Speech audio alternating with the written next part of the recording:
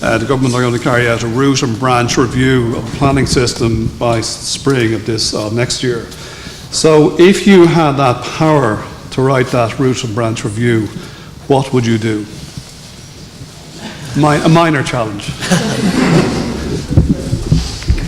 Before Frank answers that, would I say that I think in my 45-year career, it's the third root and branch review that I've it is an instinct of any new government to overturn the Planning Act. Well, first of all, I would ensure that every local authority has a chief planning officer. I think it is an absolute disgrace that in Dublin, for example, since Dick Gleeson took early retirement a few years ago, there is nobody with the title of chief planning officer anymore. There is an acting planning officer, Mary Conway, and that's it. There's no official. They're not replacing the professional folks. You know, the people who are the people who are in charge essentially of the bureaucrats, the officials. The people who determine things, and the planners are there. Sorry, the planners are there to assist the bureaucracy, if you like, in reaching decisions. Not that necessarily the bureaucrats pay any attention to some of the advice that they're given, of course.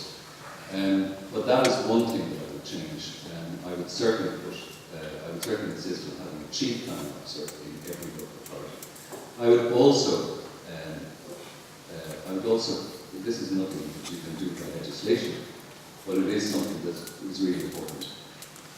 We don't have enough architects involved in the planning system. We don't have enough architects in planning posts in local authorities. In fact, there are very, very few who occupy planning posts. We have a separation in Dublin between the City Architects Department and the Planning Department. I mean, I'm not sure to what extent their work is even coordinated, to be honest.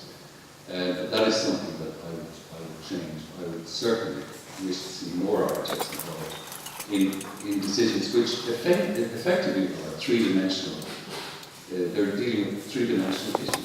And planners, unfortunately, in the past anyway, whatever it have tended to look at things in two-dimensional terms, in terms of broad brush zoning. I mean, it's very interesting that, for example, the first three-dimensional plan that was ever produced for any Irish town, or any part of the Irish town, since the Planning Act came in 1964, was the Temple Bar architectural framework plan of 1991. Now that speaks volumes about our failure to grasp the three-dimensional world in real terms, and by getting architects more involved. By the way, the Helsinki City Planning Department has about 150 planners in there and about 140 of the architects, and it shows. I think the first thing I would say is stop fiddling with the system. Allow us to choose a system and allow it to breathe and become embedded, and that means a waiting game. If you don't believe in that waiting game, why have planning? We can't mix pragmatism and planning, which is what is actually the British tradition as well as the Irish tradition. There's a contradiction, therefore. In terms of government, I would remove planning as a spending department. I would put it into a cabinet office, so it's over all spending departments. So the ministers would have to look at the implications between themselves of their policy before they enacted them. I would restrict central government's role in planning to one of strategic and national priorities and nothing more. Hi, good afternoon. My name is John Downey, so I'm just joining the top table. I'm the chair of the Royal Town Planning, and also a planning consultant, which we actually have a sort of mixed practice with architects and planners working under one roof, which proves quite contentious as well, even when it's under one roof. But I think, listening to Frank, a lot of things he said is kind of anti-planning, but he did hit a key thing about making it up as we go along. I think it's the key issue with planning. It's not making it as it's going along. It's a subjective science. It's an art form. It's not a science. So it's never black and white. As I call it, it's 50 shades of grey. And when you go and ask different people, you will get different opinions. So I think that's one of the issues that's picked up quite a lot, that it seems to be made up as we're going along, but it's not. I think also, I gave an interview there about 2 or 3 weeks ago to The Independent about planning and frustration about it. The frustration lies in a lot of issues such as resources. We need to resource planning more. As Frank says, not replacing people in the city council, not replacing senior planners. It comes down to resources. The IPI actually carried out a survey of planners in local authorities, and I think it's down to 2/3 of what it was at the height. At the moment, in the private practice, and probably hitting the local authorities, we're back up to Celtic Tiger levels in terms of work. We don't have the resources there. It's a key thing that if we're going to push planning going forward for the next 50 years, that we resource more. I think as planning institutes as well, the Royal Town Planning Institute and the Irish Planning Institute, we need to be promoting planning more and making planners stand out more as people who can fix problems. That's what I'd like to say. Thanks. I'd like to pose a question that you might discuss, which was posed by Joseph Bernard Beckham in 1971, quite a famous planner and architect, I'm sure you know that. And he posed this question: if our cities were to be buried in ash, as Pompeii was, all those years ago, would the archaeologists think upon discovering the endless repetition of identical housing units beneath the ash?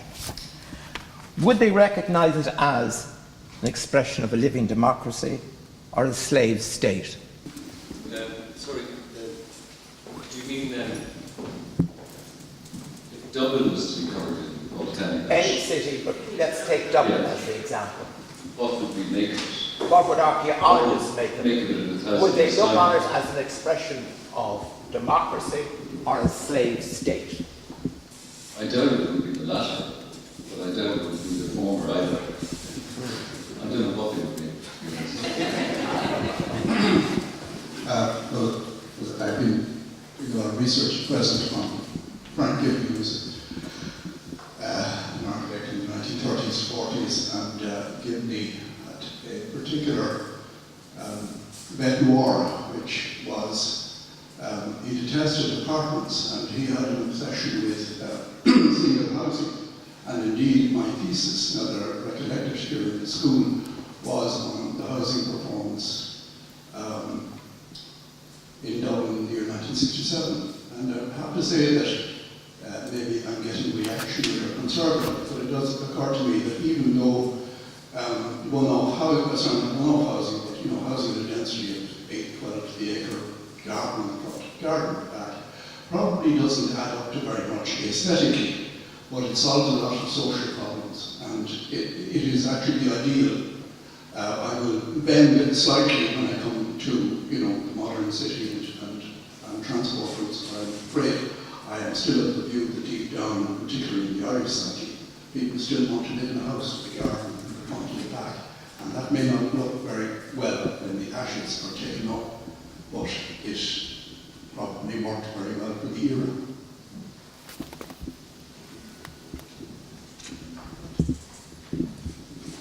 I can't really answer that question either. I just think it depends if the hands are outstretched where they held their smartphones, and I think then the slave is maybe a slave of commodified society, of liberalisation, of retail revolution as much as anything else, and global identity. So the issue is perhaps they would be more interested to see that, actually, digging here, the building forms look exactly the same as building forms everywhere else in the world. Because we're creating identikit solutions, identikit cities, which are devoid of meaning and devoid of place. And that's the sad element, I think, about it.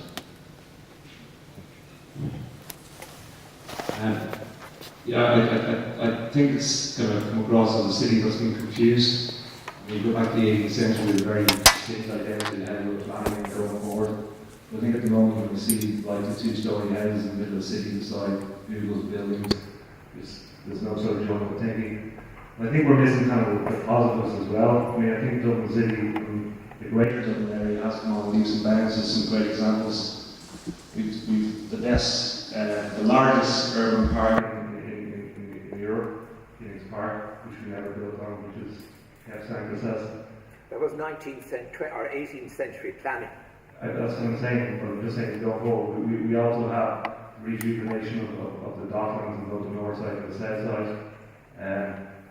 We the port tunnel is the longest urban tunnel. I go on. I mean, I think it's easy to pick up all the negatives. There are a lot of positives out there. I think Dublin has come on leaps and bounds. We realised we joined up the newest A and B lines, which is a good thing as well, even 10 years after it happened. But that's fine. It's definitely a city that I think we like to think we're all Europeans. But in effect, you have an American planning system to a certain degree with the suburbanisation and spread of Dublin. So putting in a public transport system when we really have an American city spread out so large is a difficult requirement. I mean, the centre of Dublin probably is in Trinity College.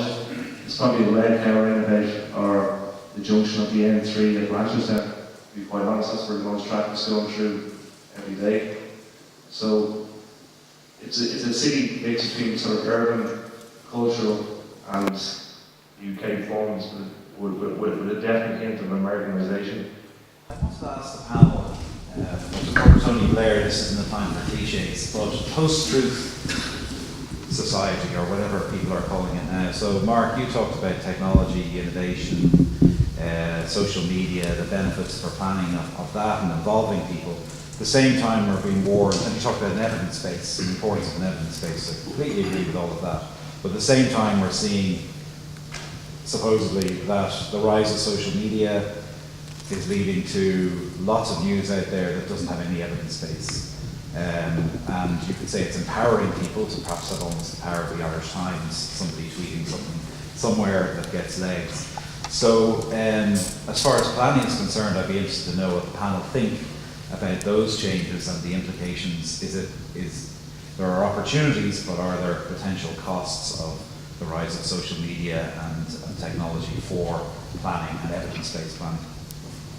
Yes, I mean, I wasn't invested in whole-scale adoption of social media as a replacement to planning consultation mechanisms or anything like that. What I'm saying is, it's once you let that genie out of the bottle, it's very difficult to manage it. And it's out of the bottle. So we've got to accept that we're headed towards a digital revolution which is changing American society, it's changing the fabric of places. So the largest movie house in the world is Netflix. They don't own any cinemas. The largest accommodation provider, Airbnb, owns no hotels or bed and breakfast spaces. So that landscape is changing, and it'll affect cities, it'll affect towns and cities and where places, where people live and play and work as well. So I suggest that we've got to embrace that into our day-to-day planning activities in one shape or form. The issue then is you can't rely on that only because that is not an evidence base as such, but it captures and gives voices to emotions. We need to reflect that because people are living their lives through it increasingly and probably prefer it to the real world. Who then provides the evidence base? In Britain, we've had this for 5 months where essentially the experts are to be ignored, according to cabinet ministers, because obviously we say unpalatable things. You could say we say truthful things and rational things and reflect in our social science credentials. But when we have ideology-based policy rather than evidence-based policy, there's a distraction there. So who steps into that role? Well, increasingly, I think the universities of the UK are stepping into that role. And it means having some quite difficult conversations internal to the university about overstepping the research practice mark that we no longer just researchers, we no longer provide evidence, we essentially become advocates, maybe of certain agendas as well. And I think universities in the UK are beginning to step into that territory nervously, because they're not sure, where academic communities are not sure where the evidence is going to come from and who would take it up.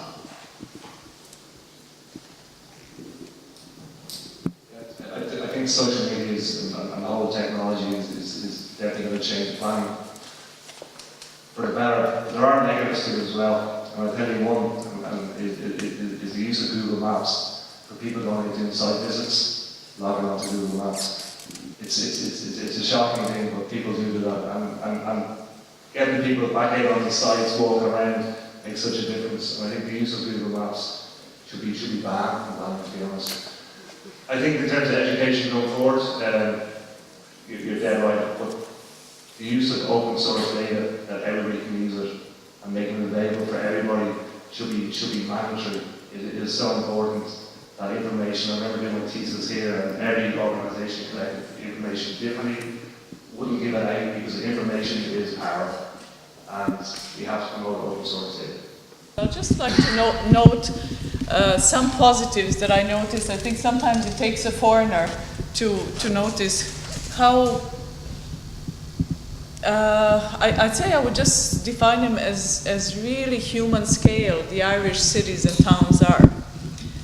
How that happened, maybe it's accidental, maybe with lack of planning, but there is something about that quality that is there. So I'd just like to note on the positive side, and a lot of, and many good projects that happened actually over the past 10 to 15 years. Again, I haven't been present to witness them all, it's only post-fact, but there's a lot of good things. I acknowledge there's a lot of issues, outstanding issues as well, but I think it's that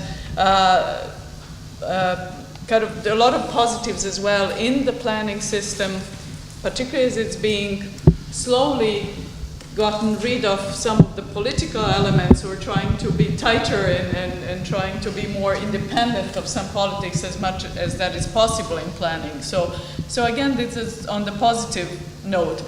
The other issue I just wanted to note is this, and that's more of a question for, or the first one could be discussed as well.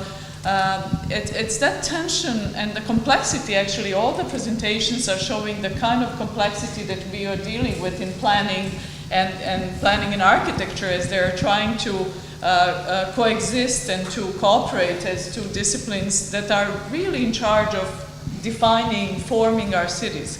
So there's a lot of complexity, and there's also a lot of tension. We're talking about process versus products.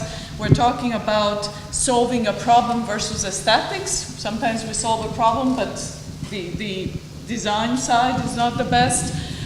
So there's a lot of that tension. And I actually like the way that Fergal expressed it in terms of Irish context. There's a laissez-faire sense of laissez-faire, a desire for laissez-faire, as I think the overall ideology or some of the philosophy behind the country's psychology, I suppose, individual or national psychology. But at the same time, what I notice, there's a lot of sense of entitlement, a lot of sense of the need for welfare, public ownership, public good, and also justice in Ireland as a context. So there's that tension between laissez-faire economy and some of the planning influences in that direction, but at the same time there's this public sense. And I just wonder, how do we resolve that? In a very specific question, how would you, you said you would repopulate the towns. How would you do this in this context of a very complex environment where you have the private and public? When you said you would repopulate the town, I was thinking of my own kind of background in the socialist former Yugoslavia. Are you going to tell people to go to these towns? Are you going to say the businesses to move to these towns? It's very difficult. I just wonder, how would you, I was imagining it in my mind, you telling people to, let's go on, repopulate them. It's very difficult. It's a very complex issue with the issues we're dealing with. Sorry for a long rant, but I had plenty to say. On that particular point, it is possible to do it, and it has been done already. The inner city of Dublin had a population of 250,000 in 1926. That population was reduced to 75,000 by 1991, and it's now well over 130,000. And that happened as a result of a direct choice being made by government under the Urban Renewal Acts to designate areas where tax incentives are going to be available for development, including housing. Now, admittedly, you can argue about whether the thing was targeted correctly and whatever, but the point is that there was official public policy to encourage the repopulation of the inner city, and that has actually happened. I would like to see more of it happen, in fact. But to get back to your point, Peter, about and this. It's not a town. No. I'm talking. Yes. Well, I think the same thing can be done in Cork, and the same thing could be done, in other towns as well. If you have tax incentives available, that would make the difference. The problem is that it's so much cheaper for anybody building a new home to build it as a one-off in the countryside. The site is cheap. The cost of external services are not being borne generally by the people who are building the houses. You can just do it much easier than you could do it in town. If the government was serious about repopulating towns, they would introduce a scheme of incentives that would destroy that equation or change that equation in favour of the town rather than the countryside. In relation to Dublin, there's this phony debate going on about heights in the city. There's a lot of confusion between height and density. There are letters to the Irish Times. This is kind of like, to go back to your point about post-factual world that we live in. Letters to the Irish Times from people saying things like, I think Dublin is missing a terrible opportunity to, reach for the sky and all the rest of it. When in fact, the bloody city plan that's just been adopted basically allows high-rise development everywhere. Everywhere. A high-rise building is a building that is significantly taller than its neighbours. Much of Dublin's inner city is two-storey in scale.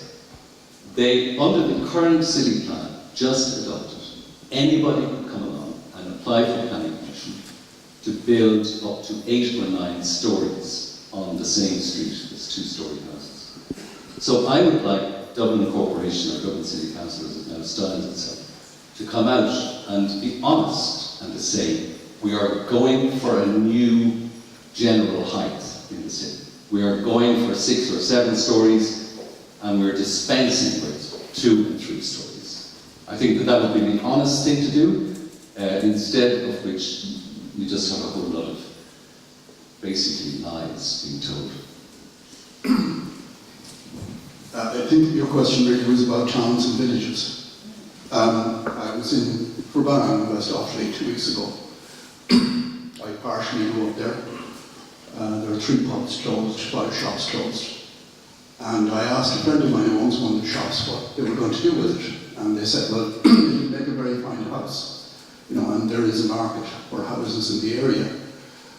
We've tried to sell it, but nobody will buy it because they require planning permission to change it from a shop to a house. And that means I'm going to have to employ an architect, or somebody's going to employ an architect, and there might be objections. We might have to go to an appeal. Plans will have to be drawn. The involvement of professionals is a deterrent. And I've made a suggestion, which is that one could change the use of a shop or a pub to a house without simply as a matter of exempted development. Because again, planners really have to recognise you're not part of the solution, lads, you're part of the problem in many cases. The other issue in the town, I was told this morning, which I find very interesting, that the new Wicklow development plan has a clause in it that encourages artists to live in towns and villages. and will facilitate an active policy on the basis that if artists are working in a town or village, this it ups the game for the village, which I think is a very enlightening policy, and I think that's wonderful. But I think the real problem, Frank obviously thinks Dublin was going to hell in a handbasket. When I come back from abroad and go to drive through Dublin, I wonder, where is everybody? It's so almost perfect. It's so quiet. It's so rich. I think Dublin's okay. The problem is in rural towns and villages. I think it deals with the issue of the planning has to address on a number of fronts, and it's called having a wicked problem. And you can see the solution, and the solutions are of their time. But every time you create a solution, you create another set of problems. And as planners, we have to get used to that. Right? There's a solution of the moment, but as soon as you put that solution in, what you think is a solution, you immediately tip the dominoes. And sooner or later, you need another set of intervention to deal with the issue that you put in some time ago. So, I mean, it's a constant. And we can encourage, as we did in Britain, we encouraged brownfield land development of 60% through the 2000s, and we met that target by 2009. There was 60% of new housing would be on brownfield land locations. But the first implication of it was a wicked problem, was equated more flash flooding in urban areas because there was no room for water runoff, which we didn't foresee. So every time you create a solution, you think you're doing well, you think you're doing it for the right reasons, you create another set of problems that require a different sort of intervention from the planning system. And then you create another bolt-on into the planning system, saying the planners have to do that as well. And greatly over 60 years, we've created so many bolt-ons into the planning system, we reach the lowest common denominator solution on how to deal with issues on the ground. There are ways of doing this. We're not necessarily in a sort of a British post-war system where we could build new towns, the state build them, and we tell people what to do. We could, but we're not into that era, at least not at the moment. Again, we could think about state-funded infrastructure. We could put incentivizations in to target people. But again, what you're doing is a view that high-rise reflects the economic status and activity of a town and a city, and that's why the British government, certainly successive governments, have been eager to promote high-rise, and certainly in London. But as soon as you reach that critical stage where you have a healthy economy, you then attract overseas investors who will use that, who will eat up that property, and it's not necessarily for the local markets or local need. So no easy solution, but there is a set of solutions, and maybe different places have different responses in order. But there's just a temporary solution. I just speaking from experience in terms of towns. I live in a town, and I didn't want to tell anybody which town I lived in because it's grown from a population of 2,000 people to 10,000 people in the last 15 years. And should go to a population of 25,000 people. Simon Coveney's actually picked up on it in his plan as well, so it's now been mentioned. It's called Donabate. Now it is a suburban town, but it is a town, and it's a fantastic town. It's beside the sea, it's got a regional park, it's got a train line into the city, it's got a village and Main Street, and yeah, it's got suburban housing all around it. But that's what works for families. Living in the city isn't easy when you've got a family. It's just not conducive when you've got 4 kids and you've got to bring them to hockey and various other activities. I disagree with you. I will be one of the planner advocates that would support could create a sustainable settlements around existing towns, because I think a lot of times they got knocked back quite a bit, but they do work and people are happy. At the end of the day, it is quality of life. If you went down to Donabate and interviewed any people down there, they would say they've got a very high quality of life. And we need to take those bits and implement them. I feel one of the key issues about towns and villages in and around Dublin is probably the implementation of our greenbelt system. We probably should have a greenbelt that is much further out, much bigger, and much more preventative in terms of development. But we have a legacy system of the County Council and Dublin City Council and created a green belt So we actually have green belt inside the M50, which it's its own green belt. I'm not sure that actually works anymore. But in terms of development plans, because we keep mentioning development plans, we review the development plan every 6 years through a 2-year process. It's very laborious on the councils. It's a huge undertaking, and I think development plans should be longer stage periods, and they should be reviewed every 2 or 3 years as opposed to a whole new process and starting from scratch again. I think it would free up again resources in local authorities and let them concentrate on development control management.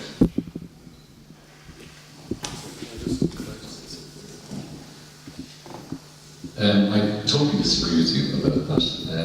The City of Vancouver in 1994 adopted new guidelines for high-density housing for families with children in the city centre. And there's absolutely no reason why that couldn't be done here. Unfortunately, we've just been, you've stated the so-called general preference for a house with a front and back garden and so on. There's all sorts of other possibilities if they were available, if they were offered to people in the way that they should be and have been in other places. To argue that the Irish are exceptional in this regard is just rubbish. Even in North America, it's working in places like Vancouver and in other places as well. First thing I'd like to say is the retrospective stuff. Looking at some of my contemporaries here today, I'm reminded that when we started off in the course in UCD, we got a diploma. It was a diploma in town planning. And it wasn't for some years afterwards, actually, that it rose up in status and became a master's degree, the MRUP that we're so familiar with now. So I suppose we're allowed to recall that. The other thing, the class sizes. I was one of 5 people who graduated in my year, and very recently there were 50 students maximum in the class, and we were turning people away. Hopefully we'll get back to that before too long again. So some of those statistics over the last 50 years are interesting. Bearing in mind, my good friend Frank there, he would agree maybe because the perception of planning in the local authority culture has changed an awful lot. When Frank's first book came out, The Destruction of Dublin, it was condemned very strongly by the city manager. I remember there was a debate on the Late Late Show, and he was very strongly opposed to the thesis that Frank was putting forward. The irony of it was that as Frank kept writing so well and so eloquently, that there was a later launch of a book, and it was done by the city manager in the city offices. So these are the positive things to look back on over the years, that we have been brought closer to the bosom of central government in that sense. The other side of it as well is that the planning students who started off, and I came from a geography background, and it took many years in the senior level of the local authorities in Dublin, City Council being the outstanding example. You could not aspire to being the city planning officer or even the deputy planning officer unless you were an engineer or an architect. And that changed around 1980. The great man, I don't know if he's here today, Paddy Shaffrey, who was one of the first lecturers in the planning school here in UCD, he led a delegation, and I was glad to be part of it as part of the Irish Planning Institute, to the Custom House, and we broke down that barrier as well. And that's why we've made that cultural leap forward. We take it for granted, so much for granted now, that you're a qualified planner, that's it. They don't look at what you did before you did the planning course. So there are a lot of good things to look back on, I think, in terms of the planning school here in UCD, and let's celebrate them as well. I think, looking at the wider picture that people have been looking at here today, I think there is still this divergence between what development plans officially espouse and what the actual practice is. And that has come out. It's a pity the Minister isn't here still, because we could discuss that in terms of, he talked about it himself, the disproportionate amount of one-off houses when we need bigger housing schemes. You look at counties like, say, Roscommon and places like that, where the check figures, like over the last half decade or so, they've done virtually nothing else but one-off houses. And then you can see what comes about with that. Last New Year, we had the terrible flooding, and we hope it won't happen again. And you see these television images, and you see these fairly modern bungalows marooned in these flooded lands, and you just wonder how that came about. So one of the things that the Minister might have talked about that hasn't talked about, he has the power, the Minister himself, to issue directives. I think that's an instrument of government policy that hasn't been used so much. It's used for retail development, we remember that, and other things like that. But I think that is certainly something in the planning armoury that we could revisit. That it's a no-brainer for me, and I was on the radio talking about this and much maligned about it. I still can't understand why the Minister wouldn't issue a directive that one-off houses will not be allowed on lands that are known to flood. How are these people expected to work septic tanks and, God forbid, domestic wells so close to septic tanks in lands that flood? It makes no sense. I can't understand why the Minister doesn't do that. The other thing, I suppose, looking at planning policy and the way it's evolved and the new legislation that's coming forward now, the changes we've had, I would question, for example, one of the answers to the deficit of public housing. There again, I would question this whole political correctness of calling it social housing. Why can't we call it public housing? Because it is a public asset, it's part of the community chest. And calling it social housing is part of that sleight of hand that allows public housing to be privatised. I think we should look with derision at the privatisation of public housing. I think that should be a basic policy given.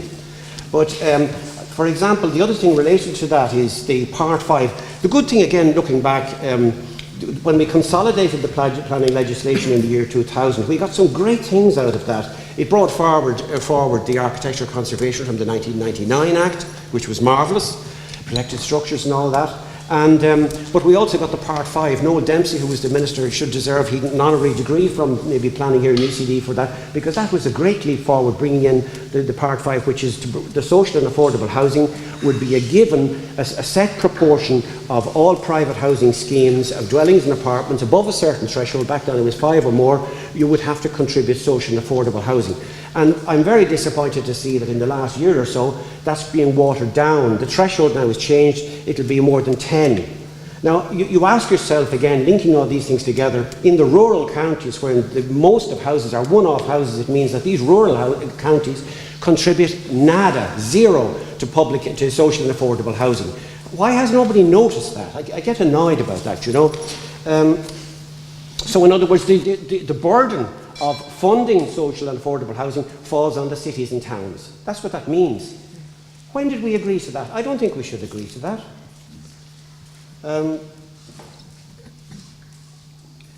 On the positive side, I suppose, one of the things that maybe the Minister might have talked about is the current bills that are going through will bring us a planning regulator.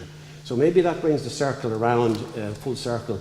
I certainly look forward to seeing a planning regulator, hopefully who will be free in his office to give advice and who will be outside of direct day-to-day political control.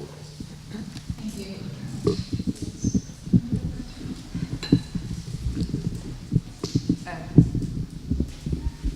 I don't know if it is me. I was just going to ask Mark Treador-Jones about the role of data analytics in planning. And do the various planning institutes see a role for looking at analytics to inform the design, and also about the preferences of people for use of space and how that might either shape design, or you could understand conflict around objectives the planners might have, cities might have, against how people use space at the moment? I was just wondering about the role of that.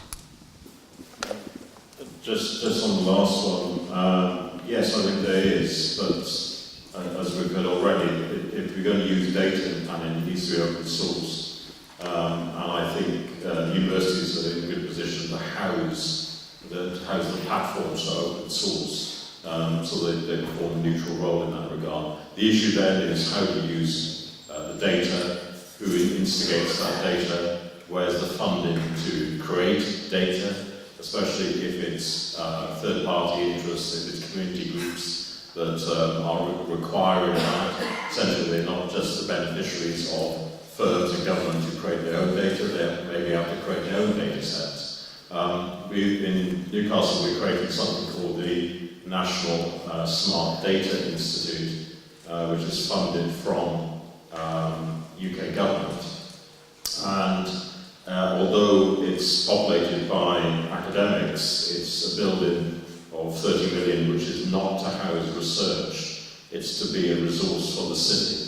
and that means it creates basically an open door for businesses in the region and community groups in the region to go in there and access that data for free. The issue, the awkward issue, is persuading the relevant public sector organisations to hand over that data so that it's there for all to use. So it's part of the evidence base, but I go back to my point I said earlier, it is not the only evidence base, it is one form of evidence base, and we all know about statistics, of course. Yeah, I think just to answer your question about social affordable was more of a statement. I fully agree with you. I think the 2000 Act was an incredible piece of legislation in terms of planning. As really brought it forward at that time. But just a few key comments on it. I think the fact that it's watered down now and it's now increased to 10 units, and actually the percentage amount is actually 10%. The idea behind that is that the delivery and implementation of Part 5 was kind of haphazard in the sense that it should have delivered about 20, I can't remember the figure, 25,000 units in Dublin, but only delivered something like 11,500. So it was a complete misballing out because it was cash instead, there was off-sites, there was all sorts of different things that were being applied. Now it's 10% units on site, so if you build up 100 units, it's 10 units on the site. Simple as, no get out, deliver the units, council pay the units, and then give it that margin of about 7.5% on that once they include the cost. I think that's the best way to approach it, because it's transparent for everybody, it's a level playing field for everybody as well. But I think one of the key things in that was, in Part 5 originally, was social and affordable. We've got rid of affordable housing, and it's now social housing. So it's somebody on a council tenant list, as opposed to the trainee guard and the nurse and the people who can't afford to get on the property ladder, especially in Dublin. It makes it very awkward, and I know a lot of staff and people that work for me, they'll never be able to afford to be able to buy a place in the city or in around the Dublin area. And I think we're forcing a whole generation of those people into a rental situation for probably the majority part of their life. So I think that's something we need to really investigate again, is social and affordable housing.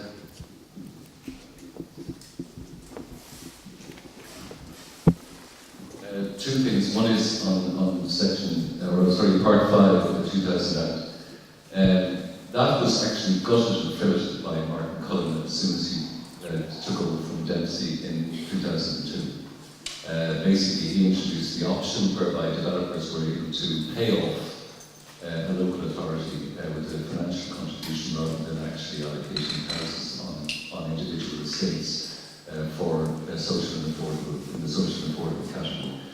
On the issue that Dermot raised about the planning regulator, there is no question of the government proceeding with a planning regulator as proposed by the Mann Tribunal. The Mann Tribunal suggested, in fact, it was the central recommendation of the tribunal, was that the planning regulator should be independent and should have the power to conduct investigations of alleged corruption. Neither of those two things will apply to the pusillanimous planning regulator that's now been talked about. Planning tends to be two-dimensional.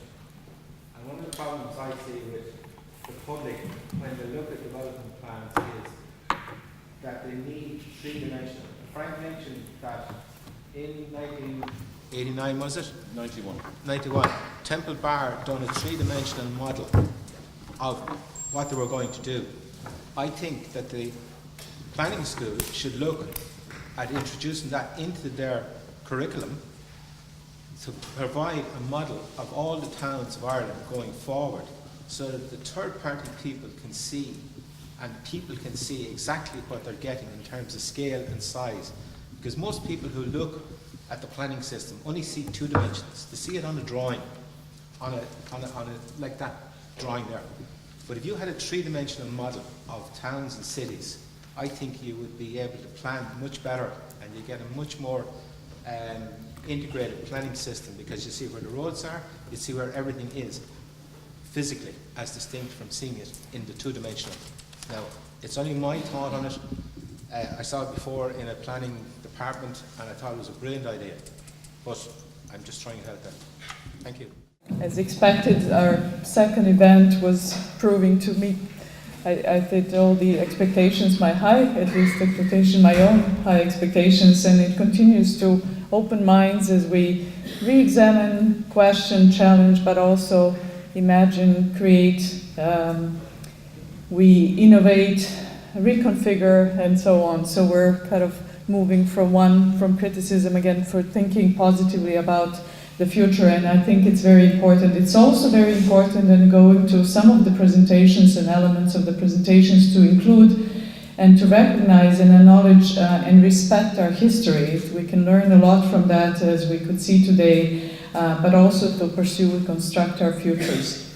So with that, again, I think this was an extraordinary gathering, really outstanding, fantastic exchange of ideas, talks, thoughts. I'd like to thank all our guests, our officially invited guests, but also all of you who were part of this event and help us continue to celebrate our anniversary. I'd like to invite you for food and refreshments that are here prepared, and hopefully we can continue these interesting conversations that we started during the panel. Thank you all very much.